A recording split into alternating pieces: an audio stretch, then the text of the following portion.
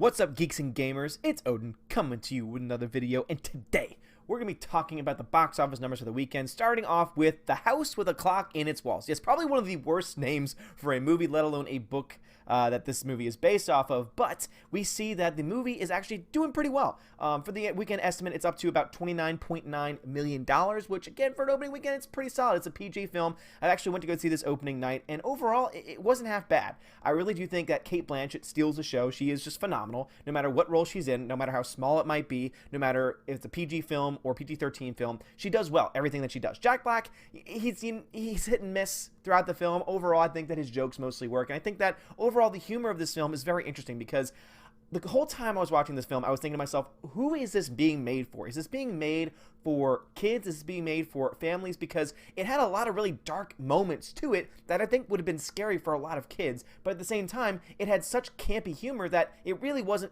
for adults. It didn't have that, that adult humor that goes over kids' heads that you used to see a whole lot in PG films. For some reason, has gone away in our own, in our own modern society, in our own current culture. So I will say that it does kind of have this mishmash of not really knowing who it's meant for, but I think that for the most part it works. I definitely lacked at certain parts. Overall, I found myself enjoying the overall experience, and I was able to pretty much escape into the film and really enjoy the film as a film itself. So if I had to give it a grade, I'd say it would probably be like a solid B, because again, it's a fine film, it's a kids movie, but it's not going to be for everyone. But because of that, and because of the fact that it's getting decent reviews overall, I think that this film's going to end up making money back. Again, a production budget with $42 million. Again, take into account the marketing was going to be about half of that, so you're looking at a movie that costs around $63+ million to make. It's already at $30 million, so within a couple weeks, it's going to make its money back, and it's going to make a small little profit as well. So I don't know if this is part of a series that's going to have, merit any sequels. I don't think that it should get a sequel. I think that this is going to be fine in isolation. Hopefully they don't give it a Goosebumps sequel where, where a Goosebumps, situation where they give a sequel to that film, and that is also a film with Jack Black, and that was another one where I feel it was fine. Again, it was fine for the way it was, but it's not really meriting a sequel because again, it has also that same thing of who is it being made for, because most people who like Goosebumps are going to be adults now. For example, I was raised on Goosebumps books. I remember reading them. I remember watching the TV show that they spun off from it, and so to me it should be geared more towards those those types of audiences, but instead they're trying to get newer audiences, they're trying to get younger audiences in. But the problem is they got to tone down the stories, because those stories, even now as an adult, if I were to read those stories, it would have that same kind of just like creepiness to them that I just don't think you see in modern day films dealing specifically or geared towards kids. So this film, The House with the Clock Inside Its Walls, with the clock in its walls, sorry, again, messing up on that once more, but what we see here is a similar situation where it doesn't really know who it's being made for, but still, it's making money.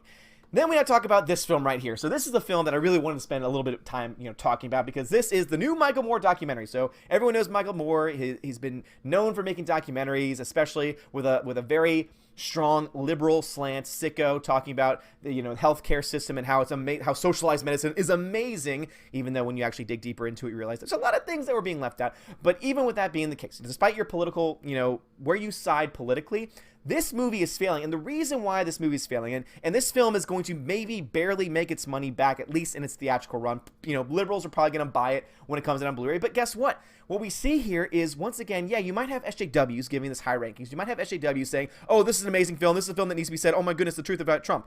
The problem with this film is that if people wanted to see Trump get bashed, all they would have to do is turn on CNN. All they have to do is turn on MSNBC. They don't have to leave their homes. If they want to see an hour and a half, 2-hour film talking about how bad Trump is, how evil Trump is, how bad government and politics are, guess what? They don't have to go pay to see this movie. They don't have to go out of their homes to watch it, because they can just get that from their own daily news. They can just find that on the internet. They don't even have to be watching cable news anymore, because that's all they need to they need to do to find it. So Michael Moore is once again trying to play on his hand, as you see there, tyrant, liar, racist, a hole in one. So basically trying to talk about how, Donald Trump's a tyrant, a liar, a racist, and I'm not saying that he's not a liar. I'm not saying that he's not a tyrant in certain ways, but at the same time, you have to take every person. The same thing goes with Obama. You had to take him in completion. Were there some things he did well? Sure. Again, no one is going to be completely evil. It's very rare that you have someone who is completely evil and does every single thing wrong. even some of the worst people in the world do at least one thing right and have at least one positive quality. I mean, even terrorists, they at least have that sense of love for their fellow, terrorist, I guess. So I mean, even then you can stretch it. You can say there's a little bit of goodness in there. But I mean, when you look at this, it's like, I'm sorry, but the economy's doing fine. Now, I'm not trying to get political here. I'm just, stating reality. Again, the economy is doing quite well. It's probably the best the economy's been in a very long time. Unemployment numbers are down. Now, is this going to last? No, because it's cyclical. The economy is cyclical. We're going to go through good times. We're going to go through bad times. Is it because of Trump? Is it not because of Trump? I don't know. All I know is that there are certain things that he's done that's going to help me out. There's certain things that he's done that's going to hurt other people. And again, that's just the nature of politics. But if someone wanted to go watch Michael Moore basically, preach to himself and say, oh, this is what I believe, this is the truth.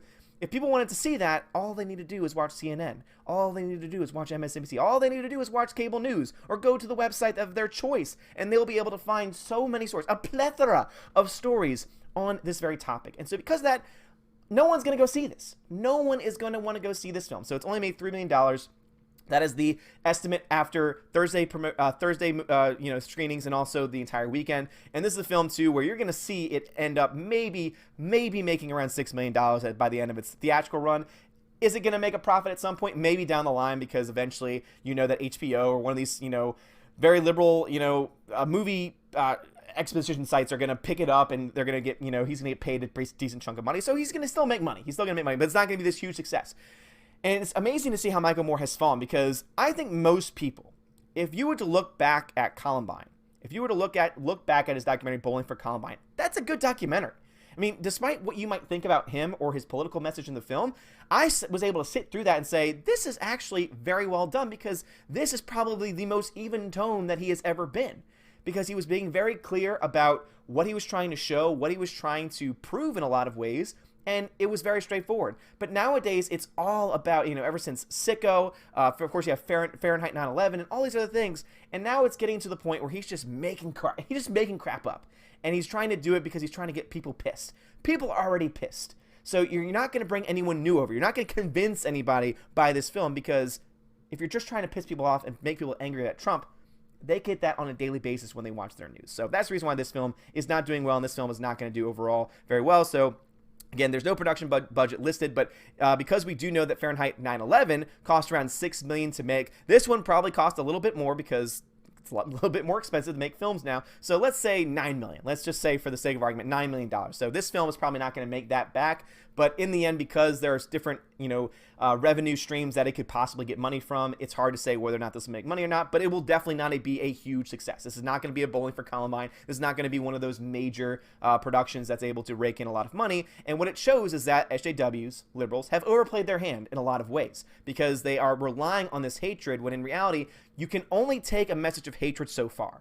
Eventually, you have to start building something with it. And this is something that you've seen, especially when 2008 happened, and you had a lot of people who were angry, and they were trying to drive people on rage because of Obama being elected, because of the policies that he was about to implement.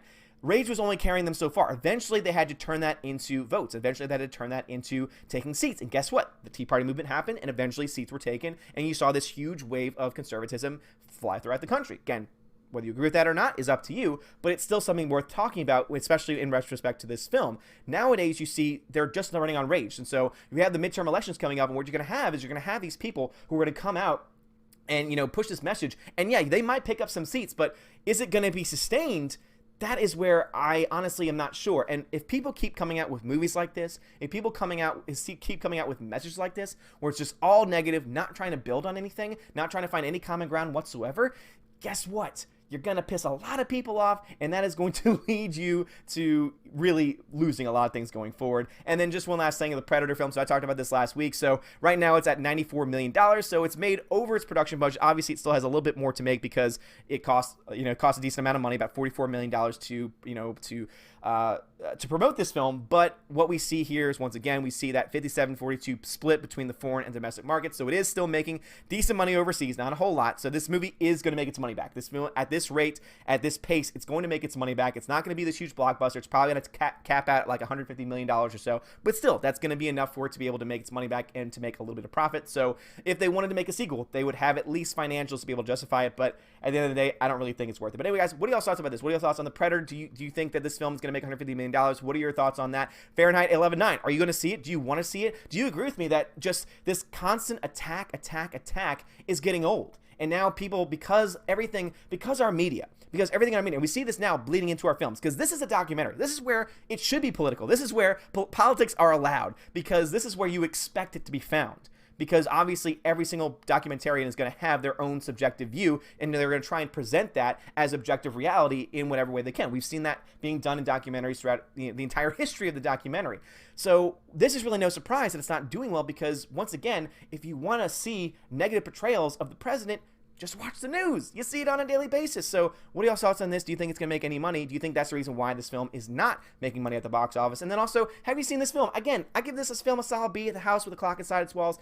In its walls. I keep saying that because, again, oh my goodness, one of the dumbest titles ever. I will say that much. But again, pretty good film. Eli Roth made it, so this is actually not a terrible foray into kids films for him. But there is definitely it's definitely a little too dark for younger kids. So I would give that warning and that caveat before going in. But anyway, guys, thank you all so much for watching. If you like this video, hit that thumbs up, hit that subscribe. It really does help us out a lot. It really does mean a lot to me, especially when I'm able to look back at these videos and see any reaction whatsoever, whether positive or negative. It helps me grow as a person. It helps me become a better person and become a better talker of film and of numbers. So anyway, guys, thank y'all so much for watching. Have a great day. And as always, God bless. Love you guys.